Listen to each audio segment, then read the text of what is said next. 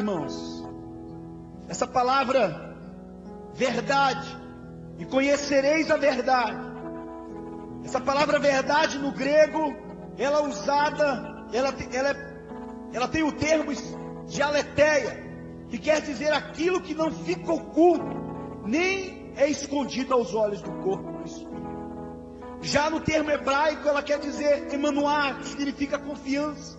A verdade é uma crença com raiz na esperança e na confiança, que é relacionada ao futuro, ao que será, ao que virá.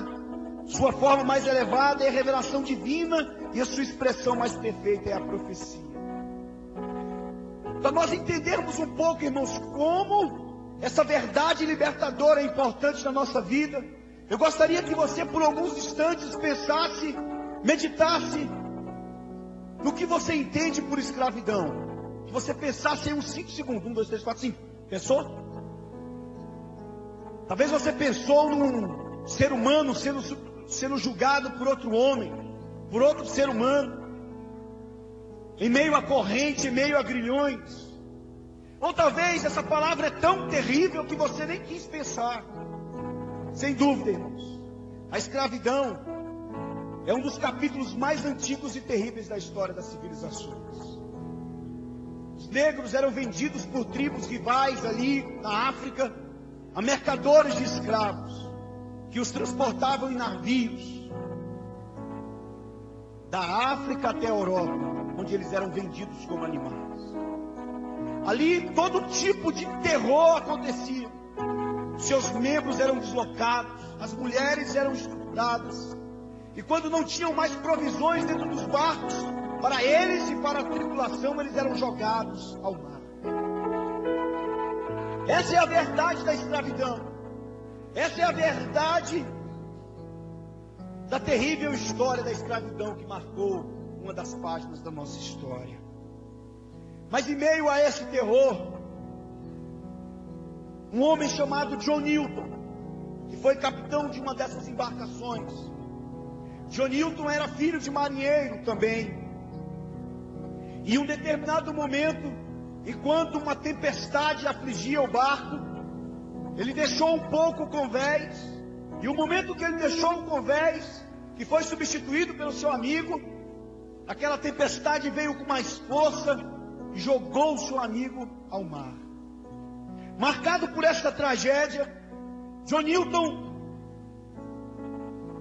compreendeu que somente a graça de Deus, que somente o poder de Deus poderia ter o salvo. Além dele ter tido ainda muitos momentos de leitura em um livro chamado Imitação de Cristo. Mas John Newton, ele compôs uma das músicas mais lindas, que diz Amazing Grace, que quer dizer maravilhosa graça. E não só ele foi liberto, mas ele também deixou aquela terrível prática de ser capitão de navio negreiro. Assim como John Newton, não transportávamos nenhum tipo de negro pelo Atlântico ou pelos mares, mas nossa vida era marcada pelo pecado, quer seja pelo ódio, pela indiferença, quer seja pela falta de perdão, quer seja pelo adultério ou por outras formas. Nós éramos cativos do pecado.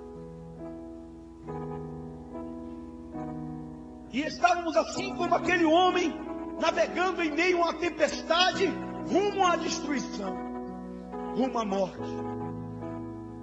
Até que o dia, irmãos, um farol, uma luz de um farol apareceu na nossa vida, nos conduzindo até a terra firme. E essa luz se chama Jesus, porque ele diz que aqueles que o seguem não andarão em trevas. A luz do Evangelho de Cristo, ela brilhou na minha vida e na sua vida, quebrou os nossos grilhões, nos deu propósito, nos deu perspectiva, nos tirou daquela triste situação de cativos, porque havia um escrito de dívida que era contrário contra nós, irmão Daniel, e essa dívida seria cobrada. E a Bíblia diz que ele, tirando aquele escrito de dívida, ele gravou na cruz nosso escrito de dívida. rasgou o nosso espírito de dívida.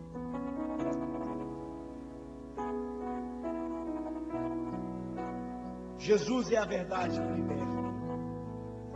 Jesus é a verdade que ecoou durante muito tempo para chegar até nós, que foi pregada pelos apóstolos, que foi pregada pelos reformadores da igreja, para chegar até nós, para romper o nosso cativeiro, para marcar a nossa história com a sua verdade, que é a sua Bíblia, que é a sua palavra sagrada.